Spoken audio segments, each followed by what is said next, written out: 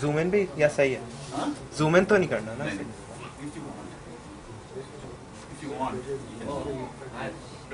چھوڑ دو پکچر تو ہے نا.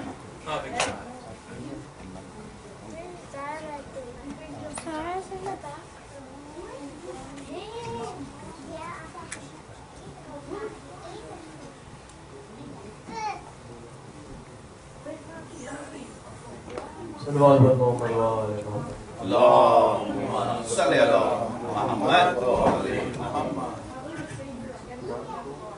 زندہ سے جب رہا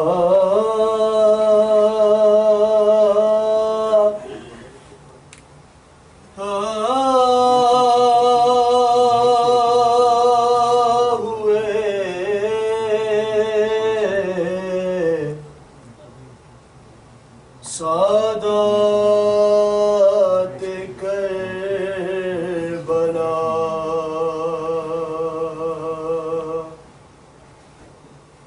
زندہ سے جب رہا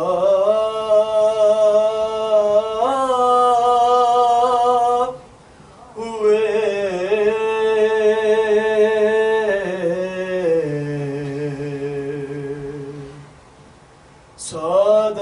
سادات کربلا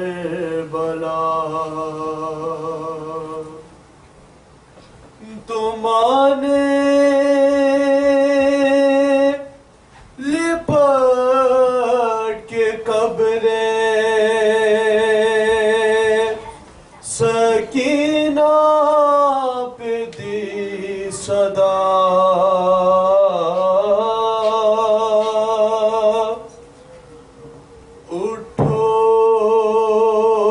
سکینہ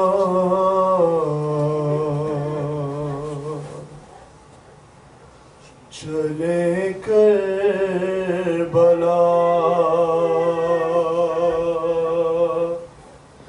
اٹھو سکینہ چلے کربلا چھوٹی سی تربت پہ ماں نے کہا اٹھو سکینہ چلے کربلا اور زندان سے جاتا ہے اب قافلہ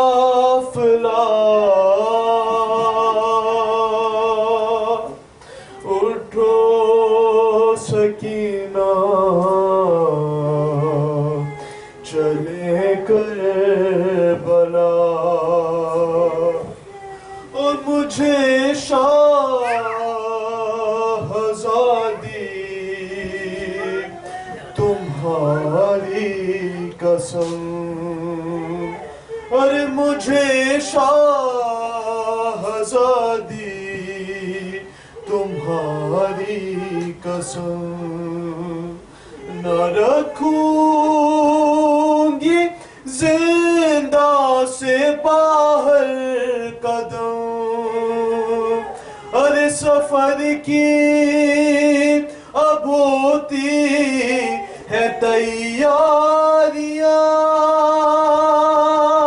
ہماری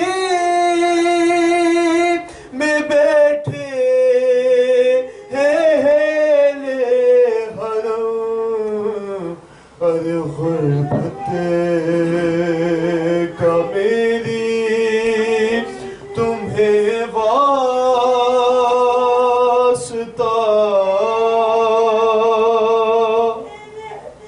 اٹھو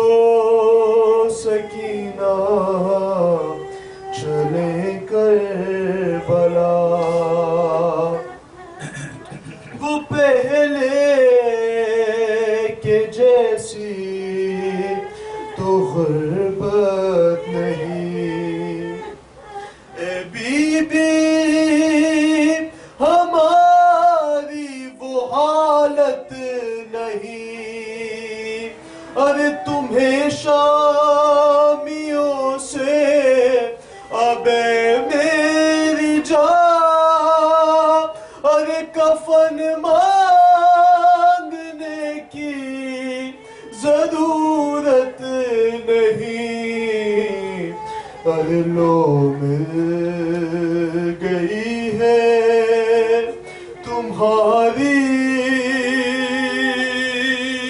ردا، اٹھو سکینہ چلے کربلا، ارے مجھے یاد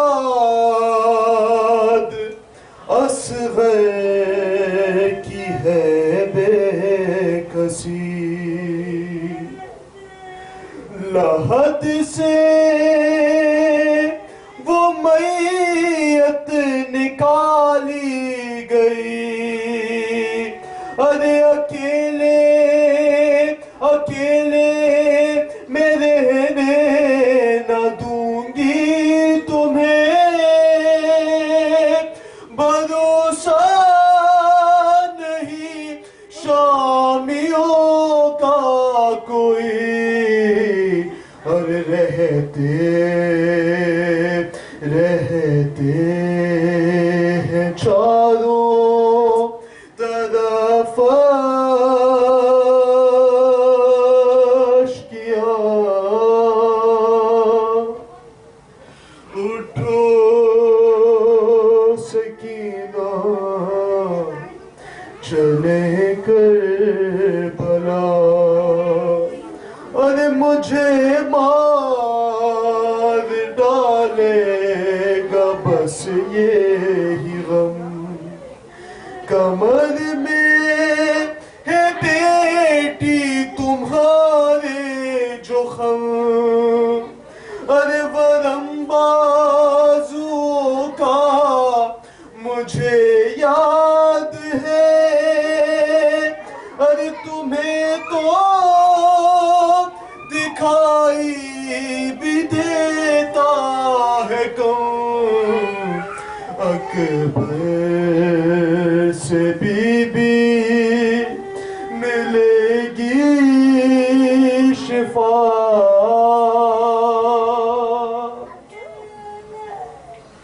اٹھو سکینہ چلے کربلا، یہ شامی کہاں تم کو بہلائیں گے، ارے لحد پر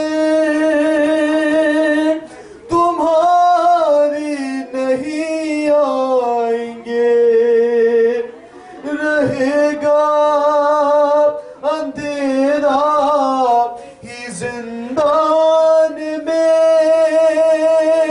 حرم جب یہاں سے چلے جائیں گے، ارے کون آئے گا پھر جلانے دیا، اٹھو سکینہ چلے کربلا، اور آخری شعر، ارے کہانی بدر کی سناؤں گی میں، اگر نیند آئی سلاؤں گی میں، ارے اکیلے اکیلے نانا کے پہ بیٹھو گی تو، ارے تمہیں ساتھ اپنے بٹھاؤں گی میں، اب تو رسن میں نہ ہوگا گلا، اب تو رسن میں نہ ہوگا گلا،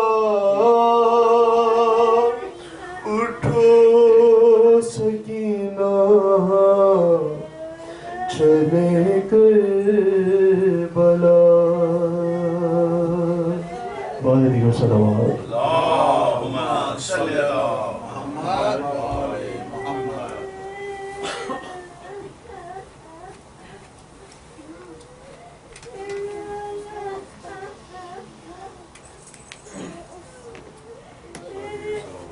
اللهم صل على محمد وآل محمد.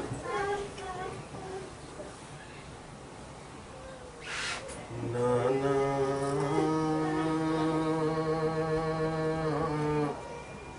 تیری زینب لٹ کے آ گئی ہے. نانا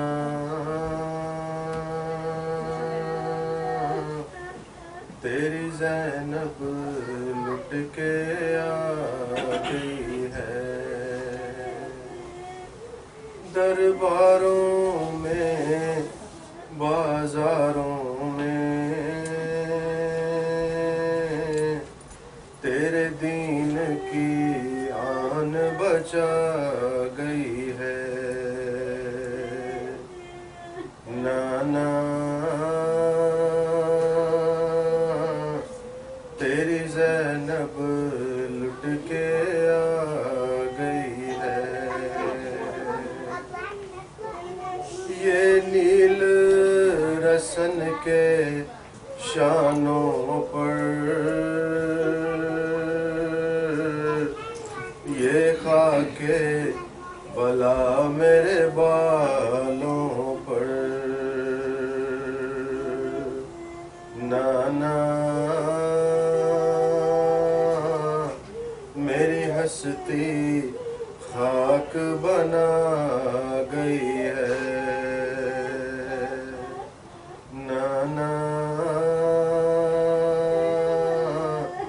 تیری زینب لٹ کے آ گئی ہے. یہ خون کے چھینٹے چادر پر لپٹی تھی میں لاش اکبر پر. یہ خون کے چھینٹے چادر پر لپٹی تھی میں لاش اکبر پر. نانا ایک برچھی دل میرا کھا گئی ہے. نانا تیری زینب لٹ کے آ گئی ہے. ہلکے جو پڑے ہیں آنکھوں میں خون روتی رہی ہوں میں راہوں میں. نانا اب آنکھ میری پتھرا گئی ہے. نانا تیری زینب لٹ کے آ گئی ہے. کانٹوں پہ کبھی انگاروں پر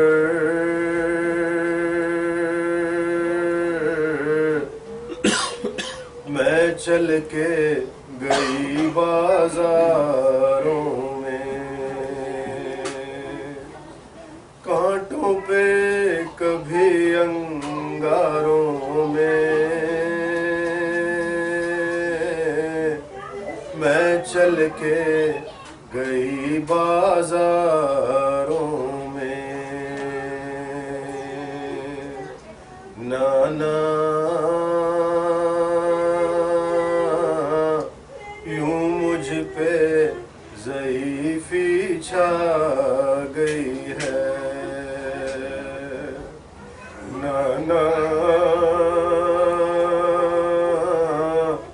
तेरी ज़ैनब लुट के आ गई है। एक रस्सी में 12 थे गले, बाजू भी पसे गर्दन थे बंधे।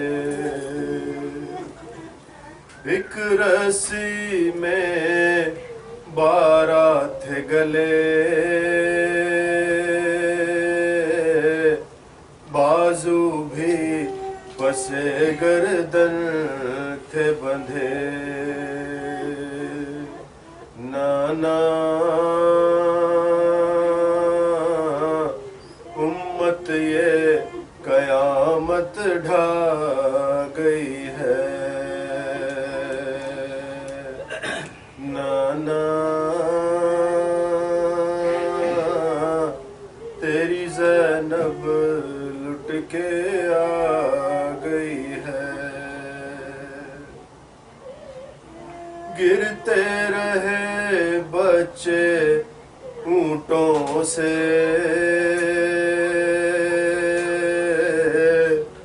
फेंके गए पत्थर कोठों से। नाना खुद मौत मेरी घबरा गई है।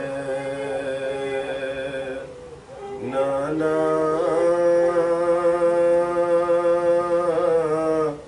तेरी ज़ैनब लुट के आ गई है।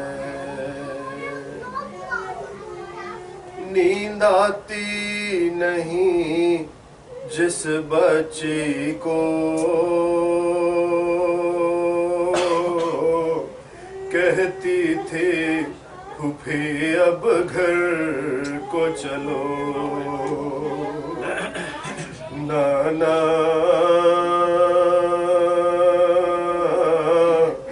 जिंदा की ज़मीं उसे खा गई है। नाना तेरी ज़ैनब लुट के आ गई है। पर्दे का मुहाफिज था गाज़ी, तस्वीर था मेरे बाबा की। नाना उस रास तराई आ गई है। तुमसे थी इजाजत लेके गई, किस हाल में देखो अब आई। नाना अब मेरी कमर खम खा गई है। करती हूँ सवाल ये अब तुमसे, बेपर्दा कभी देखा था मुझे। नाना क्यों कब्र तेरी थर्रा गई है। दो लाल फिदा भाई पे किए, भाई पे रिदा भी की सदके। नाना ज़ैनब की ردا کام آ گئی ہے نانا تیری زینب لٹ کے آ گئی ہے.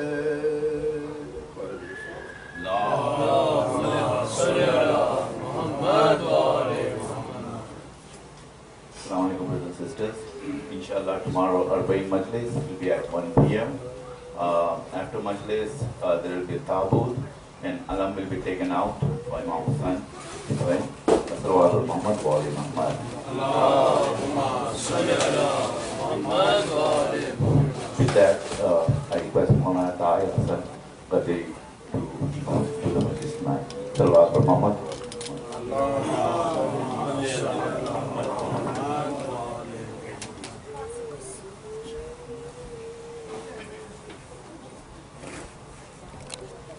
برائے شریکت الحسین زینب بنت علی بلند تر صلوات. اللهم صل على محمد وعلى محمد.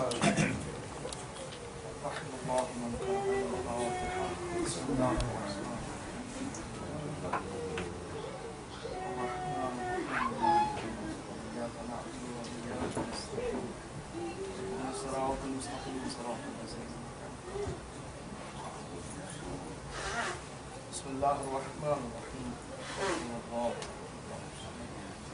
لم يلد ولم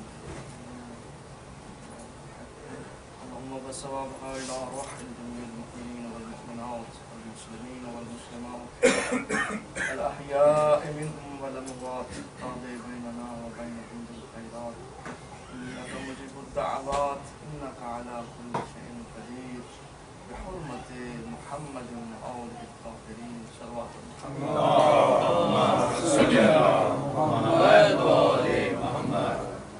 لا حول ولا قوة إلا بالله العلي العظيم. أستغفر الله ربي من كل ذنب وأتوب إليه. ربي اشرح لي صدري ويسر لي أمري واحلل عقدة من لساني يفقهوا قولي. أعوذ بالله من الشيطان الرجيم. بسم الله الرحمن الرحيم. الحمد لله الذي هدانا لهذا وما كنا لنهتدي لولا أن هدانا الله. لقد جاءت رسل ربنا بالحق ثم الصلاة والسلام على رسوله الكريم شفيع ذنوبنا وطبيب نفوسنا مولانا أبي القاسم محمد. اللهم صل على محمد وعلى محمد. وعلى أهل بيته الطيبين الطاهرين المعصومين المظلومين الذين أذهب الله عنهم الرجس وطهرهم تطهيرا. اللهم صل على محمد وعلى محمد. ولعنة الله على أعدائهم أجمعين من يومنا هذا إلى قيام يوم الدين. أما بعد فقد قال سبحانه وتعالى في محكم كتابه الحكيم. بسم الله الرحمن الرحيم. واعتصموا بحبل الله جميعا ولا تفرقوا. صلوات محمد وأهل بيت محمد. اللهم صل على محمد وعلى محمد. Respected brothers and sisters, Assalamu alaikum jami'an wa rahmatullahi wa barakatuh. Under the auspices of IMC, Richmond, Virginia, today is our third session ongoing of Arba'in Majalis. In this course I presented yesterday, I strongly believe that inshallah remains in your esteemed memories inshallah. Yesterday what I said and explained what exactly Islam is. The concept of Islam, and I explained that there are two groups. one, he believed that this Quran is sufficient for us, and in the other hand, the other group, he believed that this Quran is fabricated. There are still so many things in history when we look. This fabrication happened with this Quran. So here is a question. As you know, yesterday we explained and some evidences from the Quran, and I would love to continue with that. The verse of this Quran where Allah says, وَاعْتَشِمُوا بِحَبْلِ اللَّهِ جَمِيعًا, hold firmly the rope of Allah subhanahu wa ta'ala. And according to the narrations, that rope is Muhammad wa ali Muhammad. Allahumma salli ala Muhammad wa ali Muhammad. Some narrations says that the rope of Allah is the progeny of Prophet peace be upon him and the Quran. Nobody can separate them from each other. So this verse of Quran started with disjointed letters. We call it harufe muqatta'at. Like alif, lam, mim, zalika al-kitab, qaf, sad, ain, yasin. Likewise, like 29 verses in the Quran starting with this harufe muqatta'at. So here is another evidence for that this Quran is not sufficient for Muslims. Because Allah designed this Quran that we automatically refer to the Prophet Muhammad and his progeny. Why? All these verses where they start with the Haruf al-Muqatta'at, when you look into the history and all commentators in the last 1400 years, under this line, under this paragraph, for example, the word is Alif Lam Ra. And when you look into the translation or the tafsir, you will not find even a single word just as it is Alif Lam Ra. Any Quran you have, just go and look. If you have any Quran with the translation, you will see that, like Yasin, under this word Yasin, you will find the word Yasin. Qaf, Ha, Ain, Ya, Swad, you will find this word Qaf, Ya, Ain, Ya, Swad. So there is no translation. Here is a question that if person like you and me, when we talk to somebody, we do not use ordinary words. We always try to make our conversation more useful in the short words. How come this possible that Allah revealed this Quran and He is actually the creator of this book and He used those words, they are not comprehensive for us. If somebody cannot understand those words, why Allah revealed those words? For example, if you write a book, you will not write a word that other person, they can't understand this. Why Allah wrote that? Why these haruf muqattiyat? So all the commentators, so automatically we again refer to the Prophet peace be upon him, because he is the only one knows that what is the meaning of Alif Lam Ra. Nobody can translate it. So the Prophet and his holy progeny, only they know that what is the exactly meaning of Yasin, what is the meaning of Qaf. So it means there is nobody can claim that this Quran is sufficient for us. Because if the Quran is sufficient for us, then they have this responsibility to tell us what is the meaning of Alif Lam Ra. Did you get it? Salat al-Muhammad wa Ahlul Bayt. Allahumma salli ala Muhammad wa ali Muhammad. So Allah designed this Quran. So we have to understand that Quran is nothing but the words of Prophet peace be upon him. Hadith is nothing The narration is nothing, but we believe that whatever Prophet told us relate to himself, that this we call the hadith. Sallallahu Muhammad wa ahlul bayt Muhammad. Allahumma salli ala Muhammad wa ali Muhammad. So we have to understand, and when we look deeply, there is a problem that, anybody around you, in your community, anywhere in the world, and if somebody say that he is a Muslim, so the first thing they will tell us that you are not the only lover of Ahlul Bayt, we also love Ahlul Bayt. Isn't it?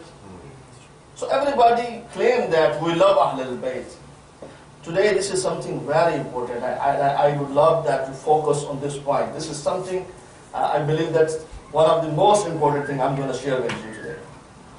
So everybody claim who is a Muslim that he says that we love Ahlul Bayt. Not only Shia people, they love Ahlul Bayt. So we have to understand what is the difference between love and authority. No one you will find on this planet, if someone claims he is a Muslim and he is against Ahlul Bayt, except the Nasbis. Right? So all other people, if they claim that they are the lover of Ahlul Bayt, then what is the difference between them and us? So we have to understand this. If someone says that, okay, I am lover of Ahlul Bayt, not just you are the person have this love of Ahlul Bayt. The problem is where the number one, that we should give them benefit of doubt, that because they love those people, they are not the true companion or the true lover of Ahlul Bayt. The enemies of Ahlul Bayt, they consider them as the lover of Ahlul Bayt. Or they consider them Muslims, or even the companions, whatever, so you can name it. But the second difference, we have to understand what is the difference between love and authority. For example, if someone claims that, okay, I have a love of Ali, and I believe that Ali is the lion of Islam, Ali is the most knowledgeable personality in history, Ali is blah blah, all those things, what we claim and we always describe in our majalis, and he has said, okay, I agree with you. So what is the difference then? We have to understand this. Love is something different than the authority. Ali is appointed by Prophet and Allah. And someone says, for example, someone says, okay, the Fir'aun,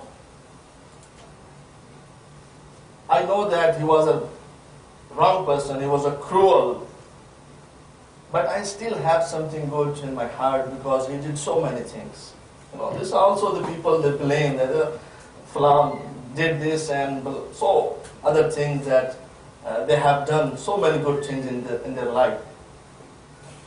So if someone says that I have the love of Ahlul Bayt, but I do not believe that Ali is appointed by Allah, what do you think about that person? Now let's go back. For example, if someone says, okay, I have the love of Prophet, peace be upon him,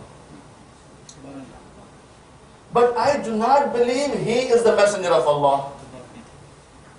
This is something very important. Even he says all those beautiful things, all attributes and characteristics of Prophet, peace be upon him, but if that person does not believe that he is the messenger of Allah subhanahu wa ta'ala, or even the last messenger of Allah subhanahu wa ta'ala, would you consider him as a Muslim? Absolutely not. Why? He accepts all those beautiful things about Prophet. Even he claimed that he has the love of Prophet, peace be upon him. But still he is not a Muslim. Because why? He do not believe that the appointment of Prophet, peace be upon him, that is why you take him out from Islam. And alhamdulillah, all scholars, they are agreed, if somebody doesn't believe that the Prophet is the last messenger of Allah, he is infidel. He has nothing to do with Islam.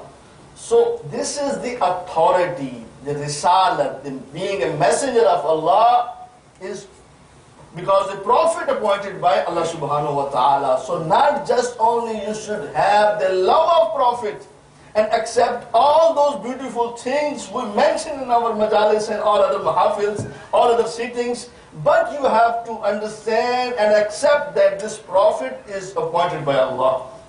Similarly, likewise, you have to accept that the Ali is the chosen and the guardian of Allah subhanahu wa ta'ala. This is the difference. Because we got this Ali from Muhammad Rasulullah. So that is why we say the Ghadir is the foundation of Maktab Ahl al-Bayt.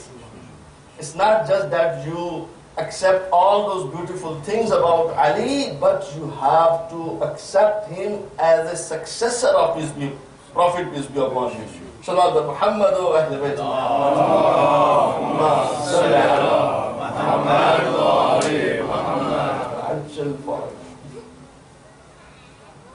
Respected Mu'minins, this is very important.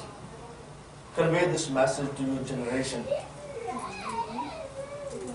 That's not just only we should have the love of Ahlul Bayt, but we have to accept them the way Allah wants us to accept them. Why did Iblis become Iblis?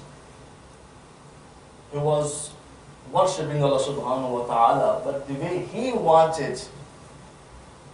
And he was telling to Allah that, no, I have faith upon you. You are my Lord. But I will accept this and I will not accept this way. That is why he becomes Shaitan. That is why he becomes Iblis.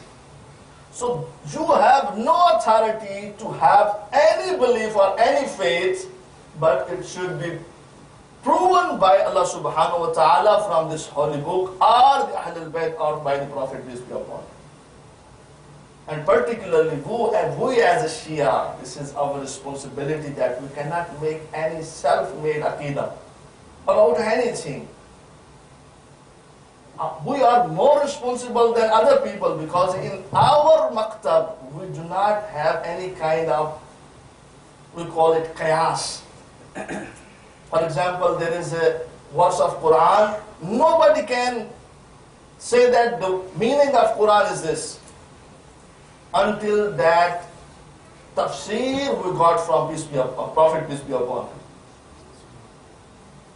Why we had the difference between Abu Hanifa, even he was a student of Imam, because he did that.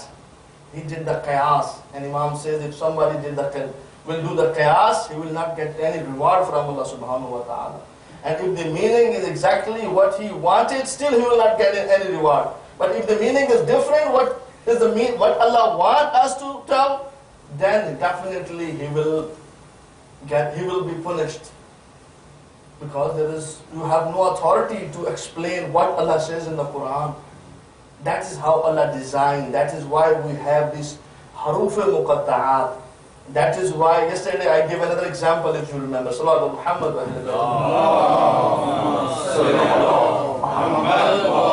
Muhammad. So everyone not have authority to guide other. Even in the time of Prophet, a Badwan, today we can use the word the nomad person. He came to the Prophet, and Prophet was sitting with his companions, and he came and asked, I know that you are the Prophet and you are the leader. Definitely you have a lot of money. Because in his mind that if somebody is leader, that he's supposed to have a lot of money. Like today the kings they have. And even in history, when you look into history, you see a lot of, any person who has the leadership, he has a lot of money. Because there was a kingdom system like Persian Empire or other empires. So he had that stuff in his mind that if he is a leader of this community or this region, definitely he had a lot of money. And he came and asked, I need help. Can you please help me? And whatever Prophet he had, he just gave him. and he shouted at Prophet. Even he used some very disrespectful things about the Prophet, and all the companions, they got angry. Even they tried to hit him, and Prophet stopped them. And then Prophet said, okay, you don't need to do anything, please come with me. And Prophet took him in his house. And when he entered to the house of Prophet, he saw there is nothing. It's very simple life. There is no luxury. And then Prophet said, do you see what I have? Whatever I had, I tried my best to give it to you. But I still have some stuff. Okay, I'm going to give it to you. Please take it. But promise with me that when you go out, because I want to save you, and all these my companions, they are angry upon you. So when we go out, tell them now you are satisfied and you have no complaint.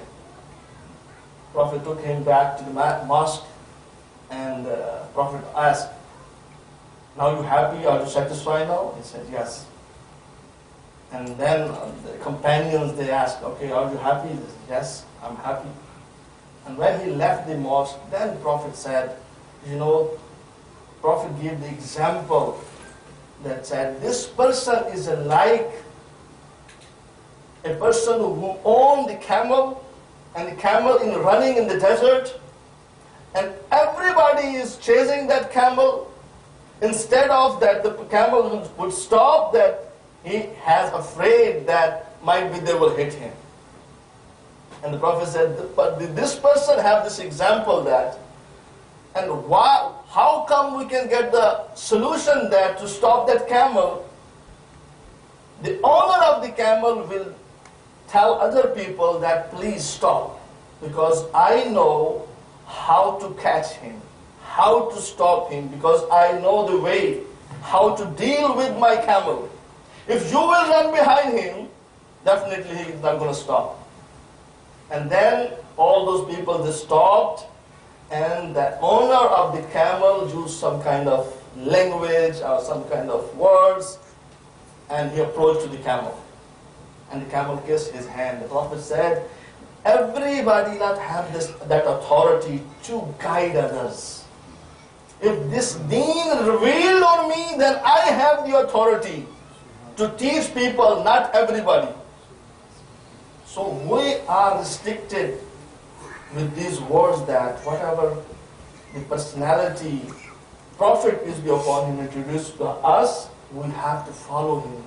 Not just any person that who tell us that what is deen and what is not the deen. Salawat Muhammad wa ahli bayt Muhammad.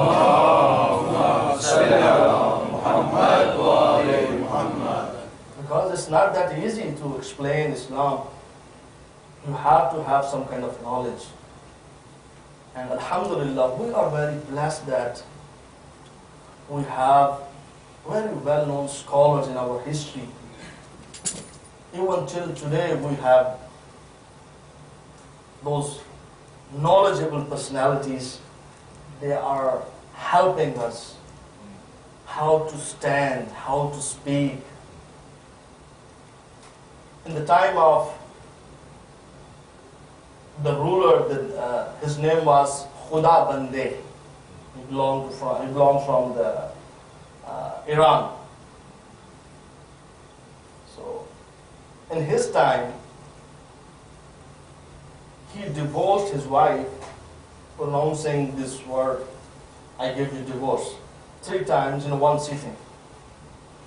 This is something very very popular incident. Might be you heard before, but I just want to, again, I just want to tell it to you. So, in his time, when he did that, and he went to all of the scholars and asked them, do you have any solution for this? Because now I regret that what I did, and I want my wife back. And everyone said, no, there is no other opinion. According to Islam, according to Quran, she is not anymore your wife, and you are not permissible to have her as your wife. But the solution is only that she got married to someone else, and then He divorced her and then you can get her back. That we call it halala. Finally, one of his ministers, he said that, okay, I know one person, he belongs to Hilla, Iraq. He has a difference of opinion. He had different opinions, so might be he can help you. So finally, Allama Hilli came and all those scholars of different school of thoughts, they were sitting in, and when the Allama Hilli entered, he took off his shoes in his hands, and directly he just went and sat with the king. The name was Khuda Bande. And everybody surprised and shocked. He just did salam, he didn't bow his head, neither prostration, and directly he went the vacant place and he just got and had seat there. So all of the scholars, they said, you know that we already told you that these people that belong from other sects, they do not have any kind of knowledge. Even they do not have ethics. So the Badshah, the king, he said, okay, you can ask yourself to him why he did that.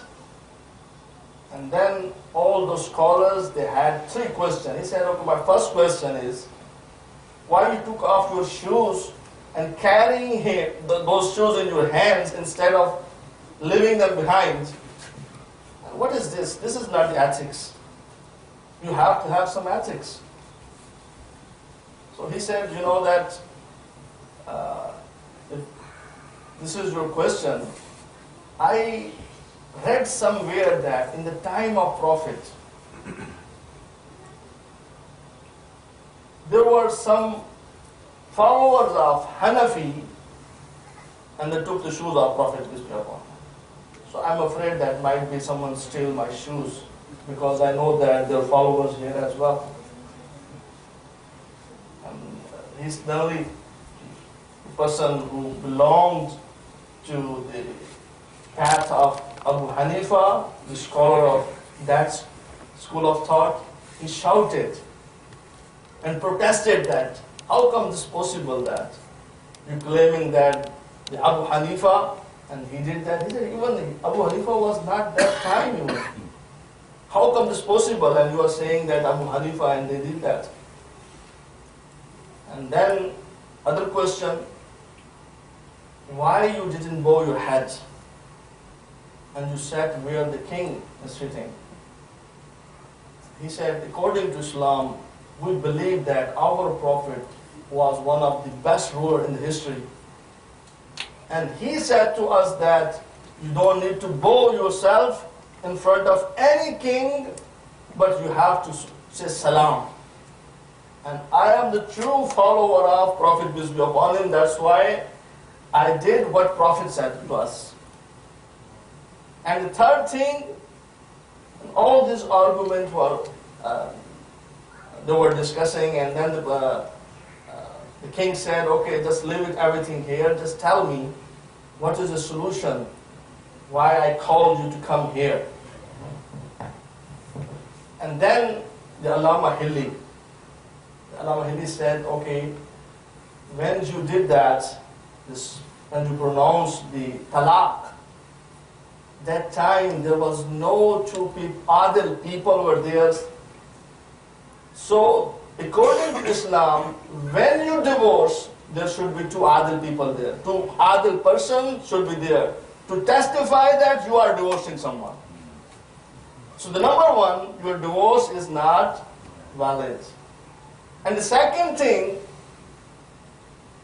you said 3 times in one sitting, and according to Islam, according to Prophet, this 3 times will be counted as 1 time. So still she is lawfully your wife, and you can have the relationship whatever is you had before. Sallallahu Muhammad wa ala Muhammad. Allahumma salli ala Muhammad wa ali Muhammad. And when he answered that, and then they came back to the conversation that why I had this shoes carrying in my hands, and not leaving them behind. And the first thing, when the follower of Abu Hanifa said, Abu Hanifa was not even at that time, and said, no, might be I forgot.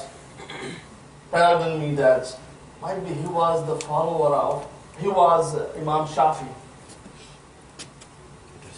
And then the person, the scholar of Shafi's school of thought, he protested. He said, no, how come you can claim this? Even the day Imam Abu Hanifa passed away, the same day Imam Shafi born. How come you can claim this? And then, no, sorry, I forgot that. Might be he was Imam, the third Imam. You know, there are 4 Imams. Imam Maliki. No, the other one is Ahmad, Hanbal. Imam Ahmad bin Hanbal. He said, no, he even born after 150 years. And then said, no, might be I forgot that. That was Imam Malik. And he said he came after all those scholars. And when all they gave this statement, and then the Imam Allama Hilli said, so you testified that none of your scholars were present at the time of Prophet peace be upon him, and you are getting all your deen from them, they were even not presented at that time. And I am the one who followed Ali ibn Abi Talib. He was not isolated even for 1 day from Prophet peace be upon him. So the way of taking this deen from Ahl al-Bayt is the true path to follow Allah subhanahu wa ta'ala instructions. Sallallahu Muhammad wa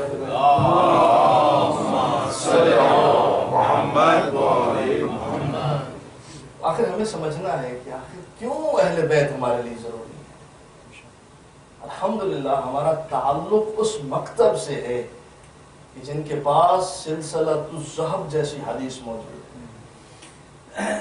کتنی سعادت ہے یہ ہمارے لیے. ویسے تو ایک سوال بڑا اہم بنتا ہے اگر انسان سوچے تو, اور یہ سوال بڑا اہم ہے. آپ امید کرتا ہوں کہ اسے ہمیشہ اپنے صحیفہ دل میں رکھیں گے انشاءاللہ, کہ جو کام ہمارے نبی نے ہزاروں مرتبہ کیا, یعنی اگر کسی نے سمجھنا ہو کہ واقعاً ہمیں دین اہل بیت سے لینا ہے یا کسی اور سے لینا ہے, ایک چھوٹی سی مثال آپ کی خدمت میں اور پیش کرنے لگا ہوں. جو کام پیغمبر اعظم نے اپنی زندگی میں ہزاروں مرتبہ کیا, کون سا کام کیا؟ نماز با جماعت. پرافٹ نے پڑھائی ہے نہیں پڑھائی, کتنی مرتبہ یہ کام ہوا ہوگا. نماز ظہر, نماز فجر, بار بار ریپیٹڈلی ساری چیزیں بار بار چلتی رہی. مگر جب امیر المومنین ظاہری طور پر براجمان ہوئے خلافت پر, تو پیچھے سے مشہور صحابی عبداللہ ابن عباس نے کیا کہا؟ قد ذکرنی صلاۃ الرسول, آج ہمیں پیغمبر کی نماز یاد آ گئی. اچھا یہ کتنا عرصہ ہے؟ 11 ہجری میں رسول جا رہے ہیں, اور 25 سال کے بعد 26 سال کے بعد امیر المومنین آئے ہیں خلافت پر ظاہری طور پر. اور اس وقت حالت یہ ہو چکی ہے نماز کی کہ علی کی نماز پڑھانے پر صحابی پکار اٹھا کہ آج ہمیں اصلی رسول کی نماز یاد آ گئی ہے. میں اس کو اور آسان کر دیتا ہوں, آج کے زمانے کی دلیل آپ کے سامنے رکھ دیتا ہوں. رسول نے جو نماز پڑھائی ہے وہ ہاتھ یہاں رکھ کے پڑھائی ہے. یہ کسی پر میں کوئی نعوذ باللہ کوئی تنقید نہیں کر رہا, یہ ایک کوشچن رکھ رہا ہوں تاکہ بات آسان ہو جائے. میرا مقصد کبھی کسی کی توہین کرنا نہیں ہوتا. آج بھی جو ہمارے برادران اہل سنت ہیں وہ جب نماز پڑھتے ہیں تو ان میں جو 3 اماموں کے ماننے والے ہیں وہ ہاتھ باندھ کے نماز پڑھتے ہیں, مگر اس کے باوجود ان کا اختلاف ہے کہ آپ نے ہاتھ جہاں رکھنا ہے, یہاں رکھنا ہے یا زیر ناف رکھنا ہے. اور ایک گروہ وہ ہے مالکی جو حضرات ہیں وہ ہاتھ کھول کے نماز پڑھتے ہیں. سوال ہے کہ کیا حالت ہوئی ہوگی اسلام کی کہ جو کام پیغمبر اعظم نے اپنی زندگی میں ہزاروں مرتبہ دہرایا, اس کی حالت یہ ہے کہ آج تک یہ مسلمان فیصلہ نہیں کر سکے کہ ہاتھ باندھ کے نماز پڑھنی ہے یا ہاتھ کھول کے پڑھنی ہے. مجھے فرما رہے ہیں آپ صاحبان, اس کو اور آسان کر لیجیے. اگر کسی کو آج میری بات پر یقین آئے تو میں نے جو آپ کی خدمت میں بات عرض کی کہ امیر المومنین کے نماز پڑھانے پر اگر کوئی صحابی یہ کہہ اٹھا تو یہ بات غلط نہیں ہے. آج 1400 سال کے بعد یہ ثابت نہیں کر سکے کہ اصل نماز رسول کیا ہے. غور فرما رہے ہیں. لہذا تو پھر کیسے ہمیں پتا چلے کہ وہ اصل دین کون سا ہے اور ہم نے وہ کہاں سے لینا ہے. لہذا اصحاب کا تو یہ حال ہے. اور جو قرآن کی آیتیں پکار پکار کر کہہ رہی ہیں کہ جیسے ہی یہ رسول کی محفل سے اٹھتے ہیں قرآن کہتا ہے ماذا قال آنفا، یہ ابھی پیغمبر کیا کہہ رہے تھے. اور ایک طرف وہ علی ہیں جو منبر کوفہ سے کہہ رہے ہیں سلونی سلونی، جو پوچھنا ہے علی سے پوچھ لو. اس لیے کہ مجھے مصطفیٰ نے علم ایسے دی ہے، زکا نہیں زکا ایسے دیا ہے جیسے ایک پرندہ اپنے بچے کو غذا دیتا ہے. اچھا یہ بات بھی، نقطہ بھی بڑا قابل غور ہے. امیر المومنین نے یہ نہیں کہا کہ جیسے کوئی جانور اپنے بچے کو غذا دیتا ہے. سوال بنتا ہے نا. امیر المومنین کہہ سکتے تھے، بلکہ کیا فرمایا جیسے کوئی پرندہ اپنے بچے کو غذا دیتا ہے. پرندہ کیسے غذا دیتا ہے اور جانور کیسے دیتا ہے؟ کیا آپ نے کبھی غور کیا ہے؟ جانور جب غذا دیتا ہے تو وہ غذا بہت ساری چیزوں کا مجموعہ ہوتی ہے. مثال کے طور پر بھینس جو ہے جب آپ چارہ کھلاتے ہیں اور مختلف چیزیں کھلاتے ہیں تو پھر جو اس کے جسم میں دودھ بنتا ہے وہ مکسچر ہوتا ہے بہت ساری چیزوں کا. وہ اصلی حالت میں نہیں ہوتا بلکہ وہ گھاس پھوس سے دودھ کی شکل اختیار کر چکا ہوتا ہے. اور فرما رہے ہیں چونکہ اس میں بہت ساری چیزیں شامل ہو چکی ہیں. امیر المومنین نے یہ نہیں کہا کہ جانور جیسے غذا دیتا ہے بلکہ کیا فرمایا پرندہ جیسے غذا دیتا ہے. اس لیے کہ جو جانور اپنے بچے کو غذا دیتا ہے اس میں بہت سارا مکسچر ہے، وہ اپنی اصل حالت میں نہیں ہے. مگر پرندہ جب اپنے بچے کو غذا دیتا ہے تو جو اس کے منہ میں ہوتا ہے اسے ایز اٹ از منتقل کر دیتا ہے. اسی لیے امیر المومنین نے فرمایا کہ میں نے مصطفیٰ سے علم ایسے لیا ہے جیسے پرندہ اپنے بچے کو غذا دیتا ہے. یعنی میرے پاس قرآن ایز اٹ از ایسے موجود ہے جیسے مصطفیٰ پر نازل ہوا. یعنی جو حقیقت قرآن میں علی جانتا ہوں وہ حقیقت میرے سوا اور کوئی نہیں جانتا. اور زمانہ لاکھ کوشش کر لے بھلا کہاں تقابل ہے. خدا کی قسم اس سے بڑا المیہ نہیں ہے اسلام کے اندر کہ کوئی بھی بندہ کسی کا تقابل ذات امیر المومنین سے کرے. دیکھیں امیر المومنین کی ذات بہت مظلوم ذات ہے خدا کی قسم. حتیٰ خود نہج البلاغہ میں میرے مولا فرماتے ہیں کہ علی پر جتنے مظالم ہوئے ہیں وہ سب ایک طرف، مگر علی کا غریب شام کے ساتھ موازنہ کرنا اس سے بڑا کوئی ظلم نہیں ہے علی پر. یعنی یہاں تقابل ہے ہی نہیں. جہاں تقابل نہیں ہے اور نعوذ باللہ امیر المومنین کو ایسے افراد کے ساتھ کمپیئر کیا جائے جہاں کمپیئر بنتا ہی نہیں ہے. یہ سب سے بڑا ظلم ہے ذات امیر المومنین پر. صلوات بھیجیے محمد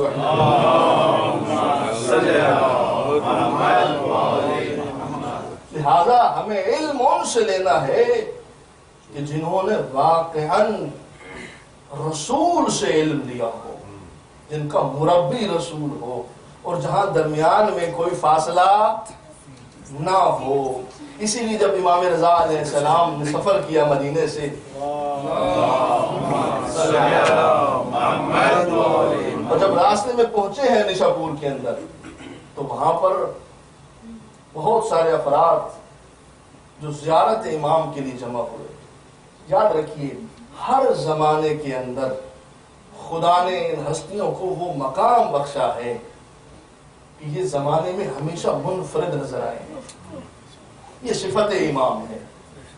اگر یہ اپنے زمانے کے معتبر ترین افراد نہ ہوتے تو پھر یہ ضروری نہ ہوتا کہ یزید جیسا شخص حسین سے بیعت لیتا. اس کا مطلب ہے کہ کوئی ایسی چیز تھی کہ جس کی وجہ سے وہ مجبور تھا کہ جب تک ان سے بیعت نہ لے لی جائے ہم زمانے میں معتبر ہو کر گورنمنٹ نہیں کر سکتے، ہم نظام صحیح طرح سے نہیں چلا سکتے. تو معتبر ترین افراد ہر زمانے کے اندر. امام رضا جب پہنچے نشاپور تو افراد نے درخواست کی کہ ابن رسول اللہ اگر ہو سکے تو ہمیں کوئی قول رسول سنائیے. سرکار امام رضا نے جس اونٹ کے اوپر بیٹھے ہوئے تھے، اس کے اندر سے اپنا چہرہ باہر نکالا اور ایک جملہ فرمایا. کیا فرمایا کہ کلمۃ لا الہ الا اللہ حسنی من قال کلمۃ لا الہ الا اللہ آمن من عذابی. یہ جو کلمہ لا الہ الا اللہ ہے یہ اللہ کا قلعہ ہے. یہ کہہ کر امام واپس. اب پھر کچھ قدم چلے ہیں اور پھر دوبارہ اپنا سر مبارک سواری سے باہر نکالا. وہ جو اوپر کیا کہتے ہیں اس کو بلان بنا ہوا ہوتا ہے. اب یہاں پر امام پہلی دفعہ میں پوری حدیث سنا سکتے تھے، لیکن امام نے کچھ وقفہ کیا.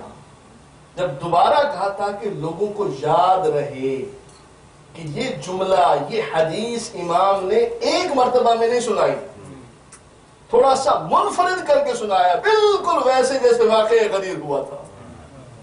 وہ فرما رہے ہیں، میں چلے آپ کو تھوڑا سا اور آسان کر دیتا ہوں. جو غدیر کا جب واقعہ ہوا یہ کسی عام انداز میں نہیں ہوا. رسول نے جو ممبر بنوایا تھا پلانوں کا، حالانکہ یہ نبی سلیمان نبی سے کم نہیں ہے. اگر سلیمان نبی کی محفل میں بیٹھنے والا آصف بن برخیہ ہزاروں میل دور سے تخت منگوا سکتا ہے، تخت بلقیس، تو کیا یہ پیغمبر نہیں منگوا سکتا؟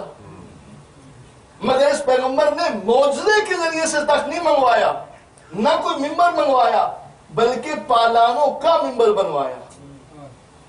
وجہ کیا تھی؟ علماء اس کی بڑی بہترین تشریح فرماتے ہیں. وہ فرماتے ہیں کہ وجہ یہ تھی کہ رسول خدا اسے ایک یادگار واقعہ بنا کر پیش کرنا چاہتے تھے. اس کو تھوڑا سا میں اور آسان کر دوں. مثال کے طور پر آپ روزانہ جب مجلس سنتے ہیں تو کیسے سنتے ہیں؟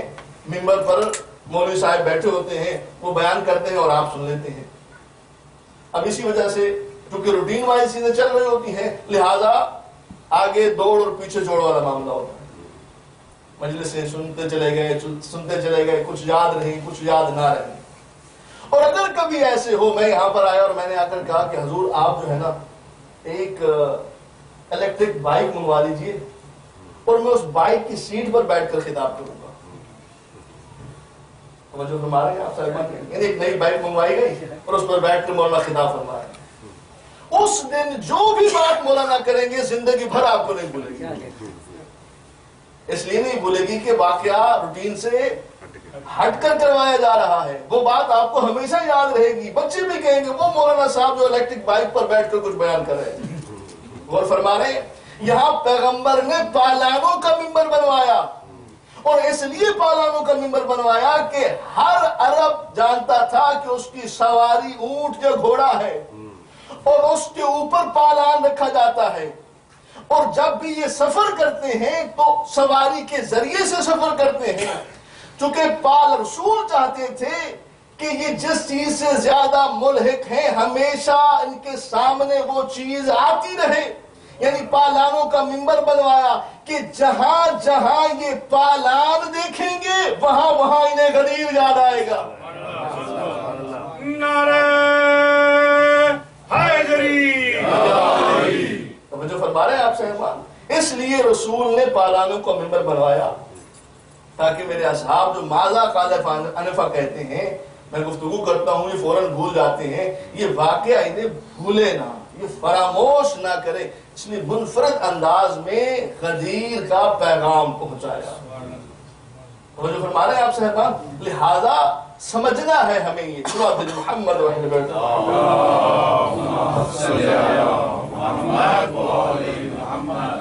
سمجھنا ہے ہمیں اس بات کو کہ دین کی بنیاد کیا ہے. جب امام نے یہ جملہ فرمایا کہ لا الہ کا جو کلمہ ہے یہ میرا قلعہ ہے، جو اسے پڑھے گا وہ میرے عذاب سے نجات پا جائے گا. پھر دوبارہ کیا جملہ فرمایا؟ بشرطہا و شروطہا، یعنی کچھ قدم چلے ہیں اور پھر کچھ قدم سواری چلی ہے اور پھر جو جملہ ارشاد فرمایا وہ بشرطہا و شروطہا وَأَنَا مِن شَرُوطِهَا، یعنی صرف لا الہ الا اللہ کہنے سے جنت میں نہیں جاؤ گے، بلکہ اس کی کچھ شرائط ہیں، اس کی کچھ شروط ہیں، اور میں امام رضا ان شرطوں میں سے ایک شرط ہوں. یعنی ہمیں اپنی مرضی سے اسلام نہیں لینا کسی سے. جو رسول نے جس انداز میں دیا ہے ہمیں اس انداز میں اسلام کو لینا ہے. وگرنہ وہ رسول کا بڑا واضح فرمان ہے. اسی لیے فرمایا کہ جو اللہ کی رسی ہے وہ قرآن اور اہل بیت ہے. اسی لیے فرمایا کہ دو برابر چیزیں چھوڑ کر جا رہا ہوں، اگر کسی ایک کو پکڑو گے گمراہ ہو جاؤ گے. یعنی یہ قرآن باعث گمراہی ہے، خدا کی قسم اٹھا کر کہہ رہا ہوں، واللہ با خدا یہ بات کر رہا ہوں. اگر کوئی بندہ صرف قرآن لے گا 100% وہ گمراہ ہو جائے گا، جب تک وہ تشریحات اس ہستی یا ان ہستیوں سے نہ لے جن کے گھر پر قرآن نازل ہوا. میں ایک مثال دیتا ہوں تاکہ بات بالکل واضح ہو جائے. 1400 سال سے امت مسلمہ کا یہ عقیدہ ہے یا نہیں ہے کہ ہمارے جو پیغمبر ہیں ان سے کوئی گناہ نہیں ہو سکتا؟ ایسے ہے یا نہیں ہے؟ اچھا، یہ عقیدہ 100% ظاہری طور پر قرآن کے خلاف ہے. آپ بھی حیران ہو رہے ہوں گے کہ مولانا صاحب کیسی بات کر رہے ہیں. میں اس کو آسان کر دیتا ہوں. آپ نے سورہ فتح تو پڑھی ہوگی یقیناً، جو ریکمینڈڈ ہے. اگر کوئی خاص آپ کو کوئی مقصد اور کوئی گول ہو تو اس کے لیے سورہ فتح پڑھنا بہت سود مند ہے. یہی سورہ فتح، اس کی ابتدائی آیات اِنَّا فَتَحْنَا لَكَ فَتْحًا مُبِينًا لِيَغْفِرَ لَكَ، وہ جو فرما رہے ضم کا لفظ استعمال کیا ہے کہ اللہ تمہارے اگلے پچھلے گناہ معاف کر دے. براہ راست رسول کو کہا جا رہا ہے کہ ہم نے آپ کو فتح عطا فرمائی تاکہ اللہ آپ کے اگلے پچھلے گناہ معاف فرما دے. بھائی وہ کون سے گناہ ہیں نعوذ باللہ جو رسول سے ہوئے ہیں؟ اور جو فرما رہے ہیں آپ صاحبان، نہیں اس کو اور آسان کر لیجیے. یہ جو آپ سورت پڑھتے ہیں جس میں کہا جاتا ہے، میں اکثر جو ہے اس سورت کو نماز عشاء میں بھی چونکہ ریکمینڈڈ ہے کہ یہ سورہ پڑھنی چاہیے، يَدْخُلُونَ فِي دِينِ اللَّهِ أَفْوَاجًا سَبِّحْ بِحَمْدِ رَبِّكَ وَاسْتَغْفِرْهُ، کہ آپ استغفار کریں. جب یہ رسول ہے ہی پیغمبر ہے ہی معصوم تو پھر اسے استغفار کی ضرورت کیا ہے؟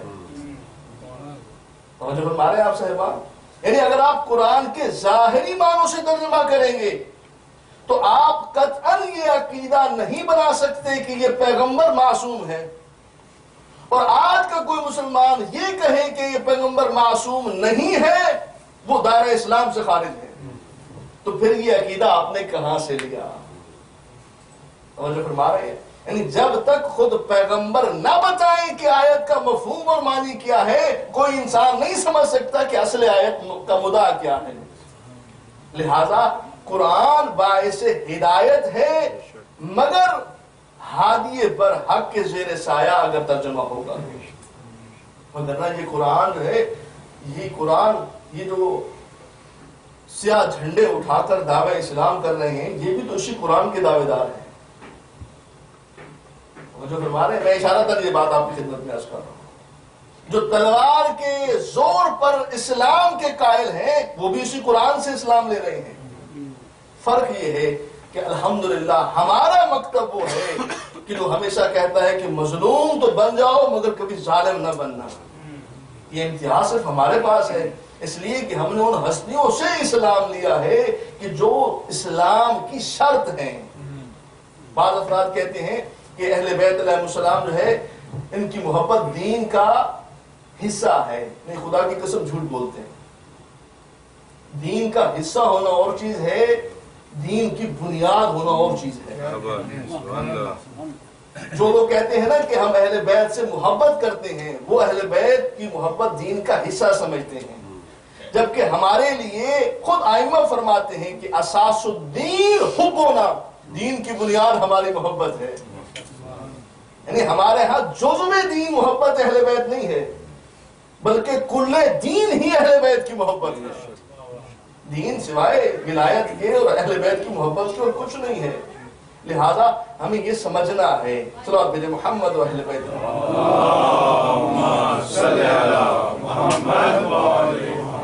دیکھیے میری ہمیشہ کوشش ہوتی ہے کہ چاہے مجلس میں کوئی ایک نعرہ نہ ہو لیکن میرا مفہوم اور مقصد جو ہے وہ آپ تک پہنچ جائے. تو الحمدللہ میں آپ سے اس حوالے سے راضی ہوتا ہوں انشاءاللہ. اور قدر مجھے یہ کہنے کی ضرورت نہیں ہے کہ ویسے یہ بھی ہمیشہ کہتا ہوں کہ نعرہ جو ہے نا یہ لگانا کوئی گناہ نہیں ہے. اگر کوئی لگا دے تو یہ مجلس کی زینت ہے. مقصد مجلس نعرہ نہیں ہونا چاہیے لیکن زینت مجلس نعرہ ضرور ہے. نعرہ تکبیر، نعرہ رسالت، نعرہ حیدری، حیدری، حیدری، آواز بلند تر صلوات.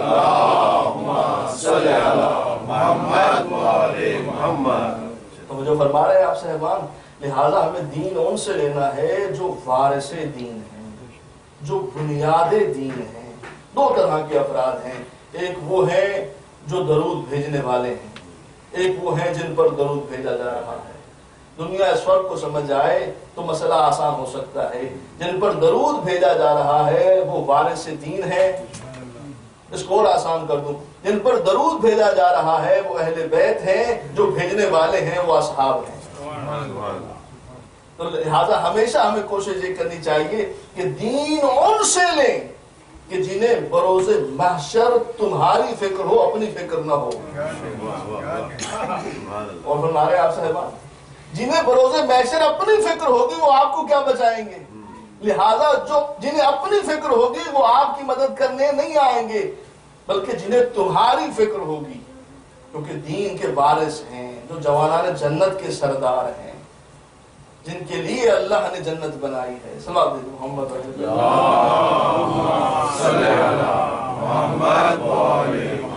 لہذا یہ وہ ہستیاں ہیں کہ جن کی محبت دین کی اساس ہے، جن کی ولایت دین کی اساس ہے.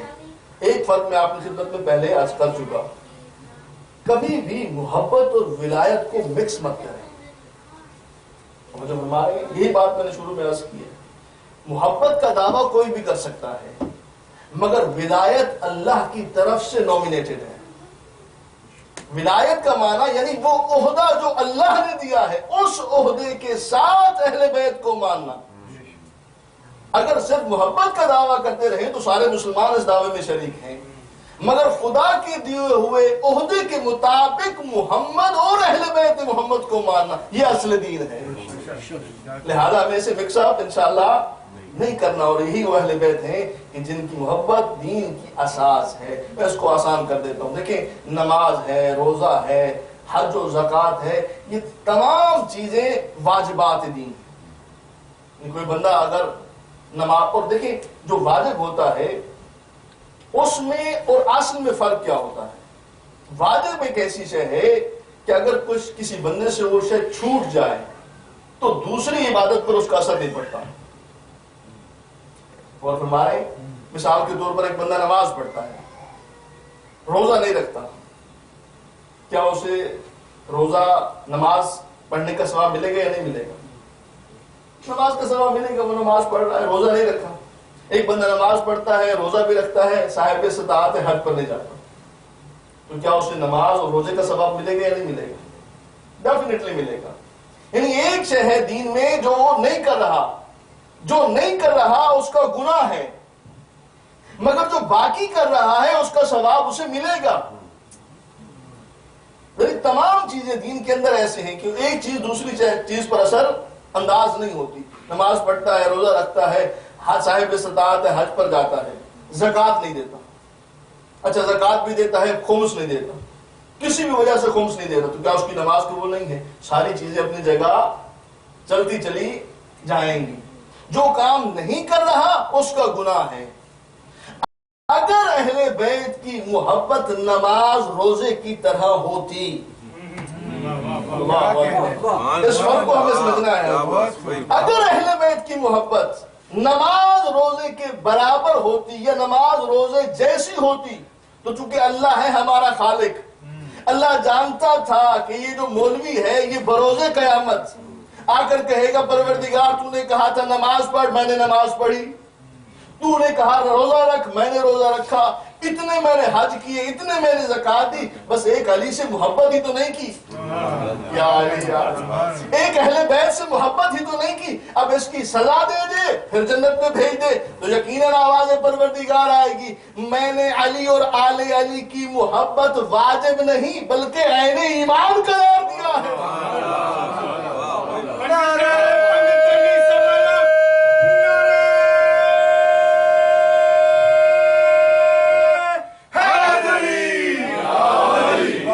بلند تر صلوات. صلی علی محمد و آل محمد. کو سمجھنا ہے، ہمیں اس گہرائی کو سمجھنا ہے. اہل بیت جو ہیں وہ دین کی اصل ہیں، اساس دین ہیں، کہ جس بنیاد پر اللہ کا یہ دین قائم ہے.